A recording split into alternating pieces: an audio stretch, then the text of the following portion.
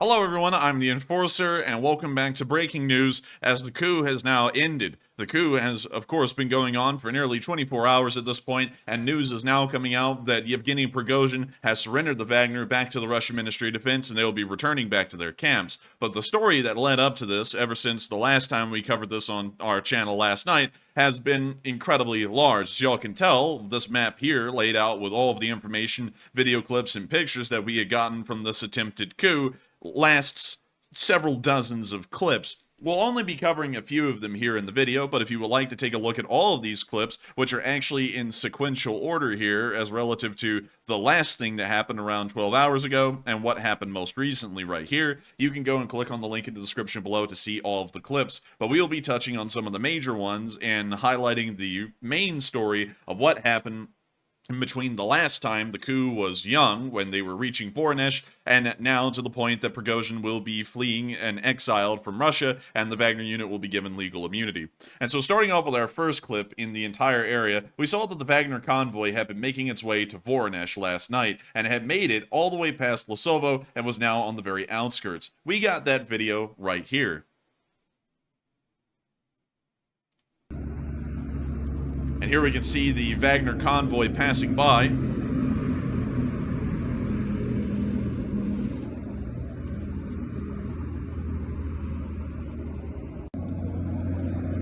We now see that the footage is clipped forward, and we can see them transporting their main battle tanks on towards the city of Moscow as well.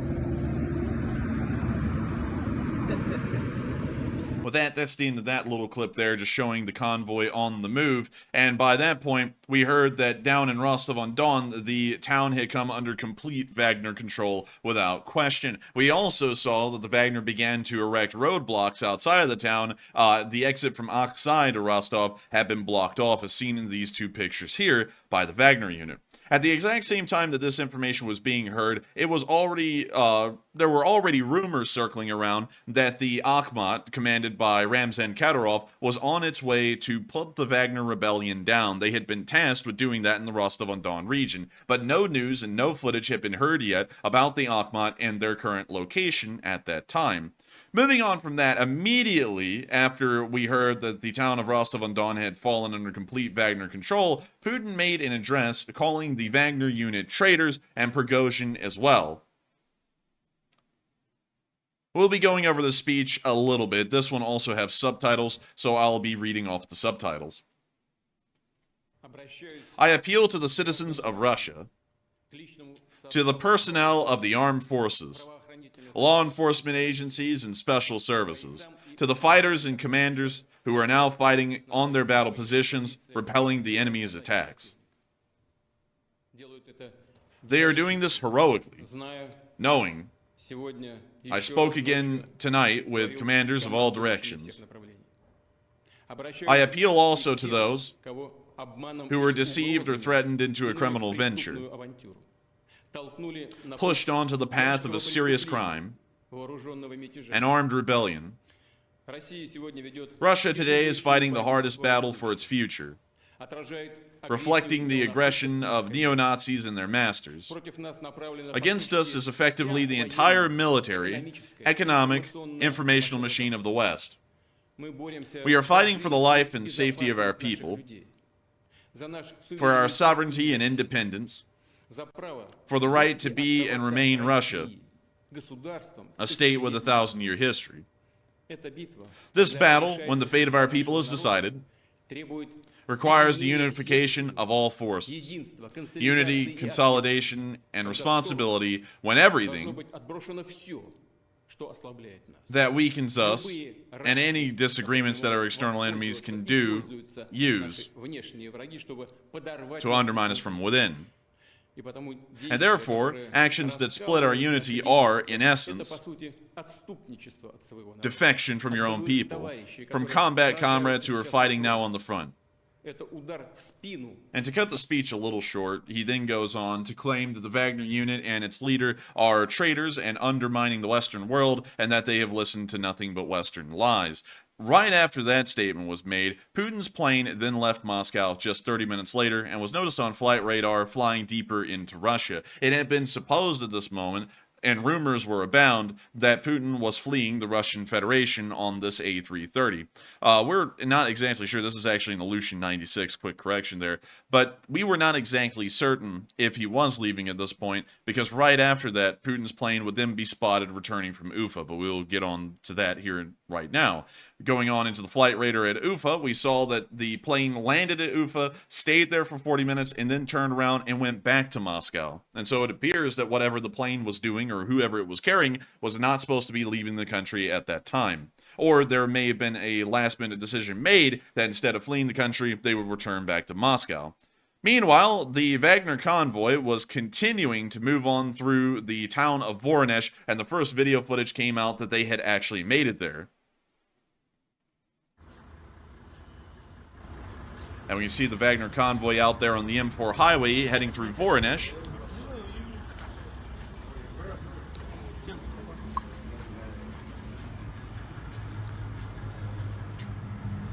And there goes the convoy right there.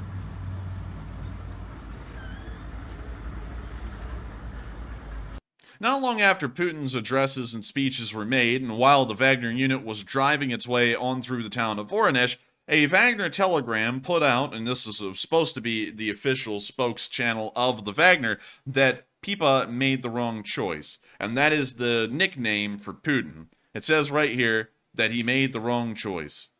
And it appears to show that the Wagner unit and the Wagner telegram was now saying that Putin was also going to be thrown into the rest of the people who were going to be overthrown, including Shoigu and Gerasimov.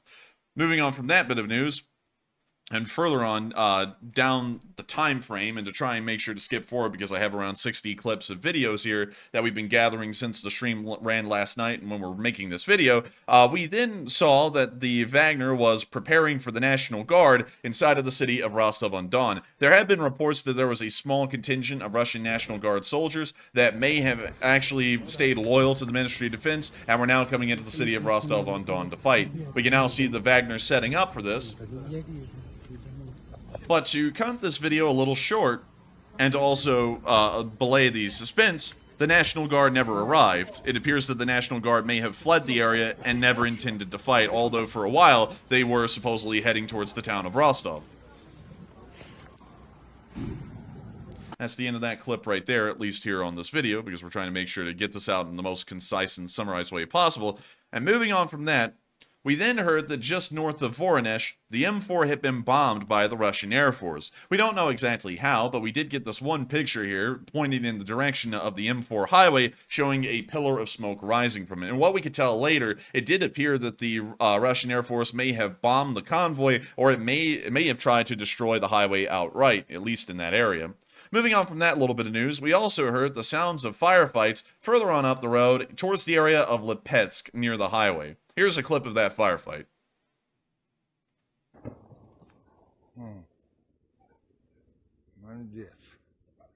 You can see some smoke rising over there to the right side of the screen, showing that there may have already been casualties in this firefight.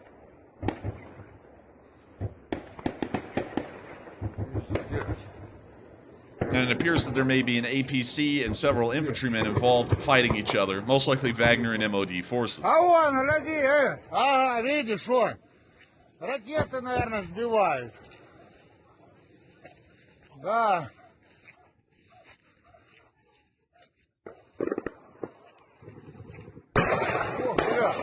After the short firefight, it appears that the Wagner may have been able to sweep aside the forces they were fighting and move forward, as it was then spotted just a little while after that they were beginning to move on up past the area of Utkino and towards the area of Zadonsk, which is a few miles further north. At the exact same time, Wagner forces were preparing to seize an oil refinery in the city of Voronezh, so that way they could control the oil and use that to support their armed rebellion. And we can see a video of the Wagner seizing the oil depot here in this clip. Wagner forces closing in and making a perimeter around it, so that way it can be used at a later date.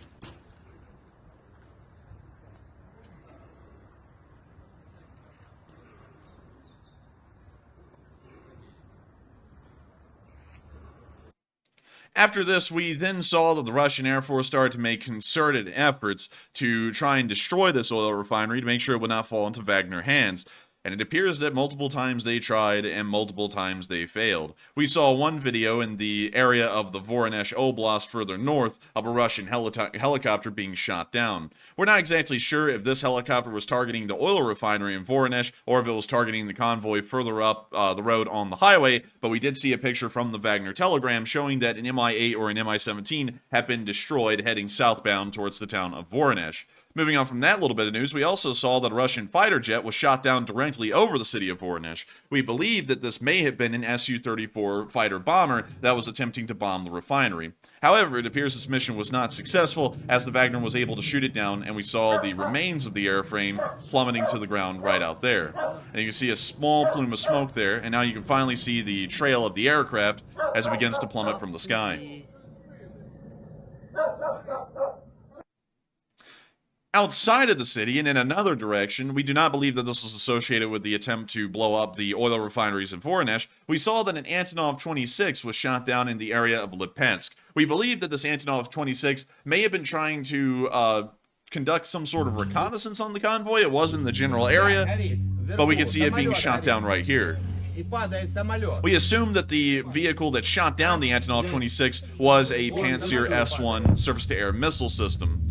We're not exactly sure, but we did see that the Wagner later on did have Pantsir S-1s. And we can now see that Antonov 26 having been the victim of the Pantsir's fire. That's the end of that clip right there. We'll be cutting that one a little bit short. And moving on from that, we then saw that in the city of Rostov-on-Don, people started to warm up to the Wagner. Not to show you all the first clips of them arguing with the Wagner, but after a while we saw, I'm sorry, wrong clip there, we actually saw that local people began to support the Wagner and even fight other locals that were condemning the Wagner. We can see that right here.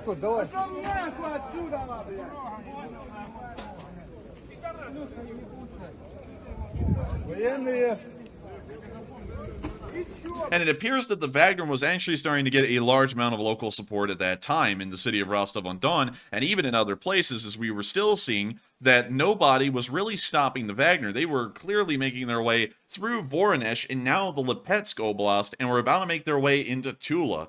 But at the same time, the Russian central government was preparing defenses outside of Moscow, and we saw that clearly right here. And let me make sure that we get the right one, because we've actually skipped far ahead. Let's see here. We'll just move on into this little bit of news here. We can see that they started to build anti-tank ditches right outside of Moscow. And we can see that they actually just started to dig up the roads completely, which will cause a massive amount of damage to Russian infrastructure, which will have to be rebuilt after the fact. And, of course, that'll take some time. Moving on into some more pictures, we got to see an overall sweep in this clip here of all of the defenses of Moscow. We can see that they deployed the police I guess you could say their militarized form. But you can also see that they have a myriad of Russian forces of all different kinds outside the city of Moscow preparing for the Wagner to eventually arrive. When this was made, the Wagner was around 4 hours away from the city of Moscow when these pictures were taken. Moving on from that little bit of news and back on down to the area of Voronezh, we're now going to be getting back to the attack on that oil refinery. One of these attacks will finally prove to be successful, and it would not come from an aircraft, nor would it come from an Mi-17. It would come from a Ka-52 attack helicopter that was lucky enough to make its way into the town and then hit the oil depot. We can see that Ka-52 flying over the cameraman right here, with the oil depot exploding in the background after it had been hit by some kind of a projectile. We can also see that from another angle here in an apartment. Это пипец. Летит очень. We can see the helicopter in the distance. We're about to see the plume from the oil depot right there. Мама, неосторожно. Мама! Пиздец, мама! Мамочки! And the Russian Ministry of Defense was able to ensure through this action that that oil would not be used against them in an attack by the Wagner or an ongoing civil war. Meanwhile, we also got another video after the Ka-52 had attacked the oil depot, where the oil depot was blazing as an inferno. Короче, бахнуло так, что вообще просто жесть. While this helicopter pilot was successful in destroying the oil refinery, he was not successful in getting out of the city. It appears that later on, passing over the E38 highway just to the southwest of Voronezh, that exact same Ka-52 was shot down by a Strela on the highway. We can see the Ka-52 flying over right there. We can see the Strela 10 operated by the Wagner on the back of its 18-wheeler's trailer still. We can see the helicopter passing over, and we can now hear the rip of the SAM, and the impact as it hits the helicopter and shoots it down. Оттуда вон ракета ебанула. And it appears that none of the aircraft that attempted to attack the Voronezh oil refinery ended up surviving those attacks. We're now going to be moving on out of the town of Voronezh and summarizing a little bit of what happened on the drive to Moscow, because there are loads of clips, as y'all can see, that track the convoy's progress all the way from practically Shakhty, although all of those clips on this map have been excluded, and they're on last night's stream map. And we can see that they made it all the way from Voronezh, all the way up to the Ufa River, the Oka River, sorry, and they were filmed practically the entire time. And so we're going to be skipping through some of these clips and moving on to some of the more interesting ones, where we saw that they had actually been attacked by a Ka-52 somewhere near the area of Yelets, and that it had actually destroyed a vehicle in the Wagner convoy. Here's that clip. When you see the Ka-52 coming in right over there, we now see it firing an ATGM, and behind this barrier here, we're about to see one of the Wagner vehicles get hit right there. We can see it continuing to streak on down the road after it had been hit and exploded. We now see the Ka-52 turning away and getting on off the highway, but of course we could see that the Wagner convoy was taking losses and was being attacked as it made its way further on up the highway. We also saw that the convoy was bombed, possibly by some kind of a Russian Air Force aircraft earlier on in the day, just a little further down the highway. And we can see that right here.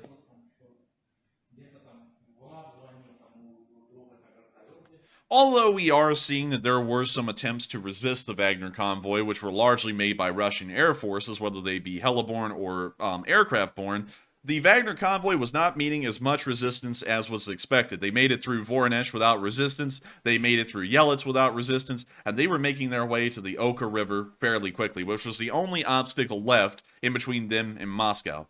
At the point of these two videos here, made near the town of Novomoskovsk, the Wagner unit was only 2 hours away from the city of Moscow. And we can see right here that the Ministry of Defense was attempting to rip up the road right outside of Novomoskovsk, and let me make sure I get that correct, Novomoskovsk, and so we're going to be going back to that. Now we can see here, Стою перед Чепуринским районом, короче, все. Нам больше не проехать. Как домой ехать, не знаю. And moving on from that clip, we also saw just a little while later that the convoy had moved on beyond that roadblock, had made it back onto the M4, and were on their way to Moscow. At the point of this film being made, they were only 2 hours away from the capital. We can now see the Wagner convoy once again passing by.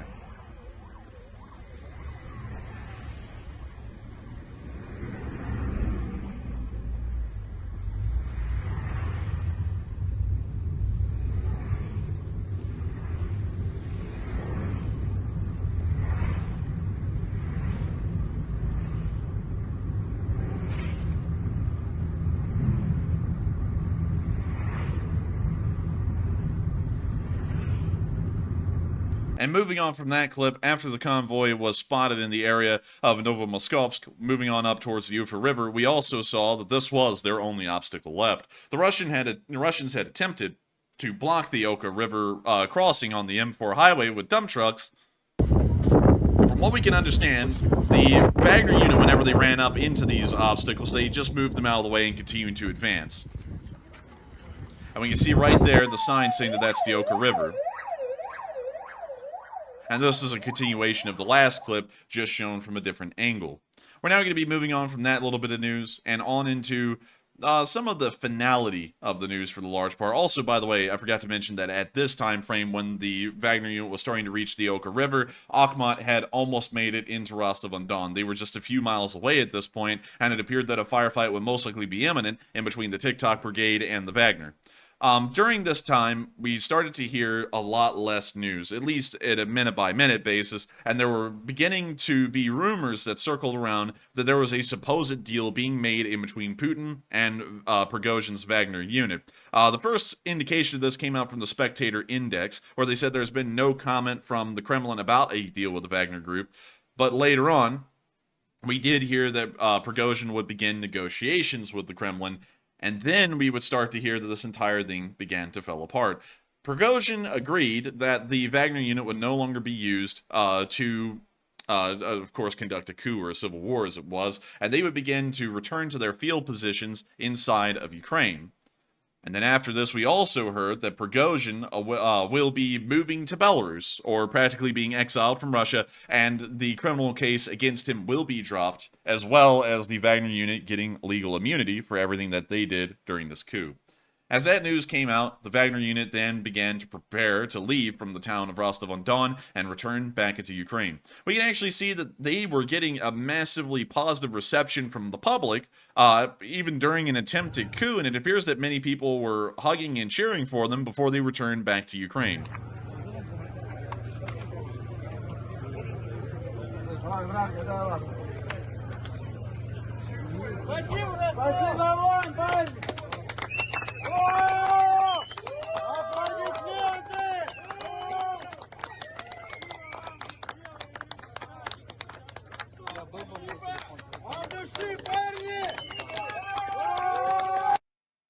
And that's the end of that clip here. And then even while they were continuing to leave, we then saw that the crowds near the Wagner began to even start a chant about the Wagner.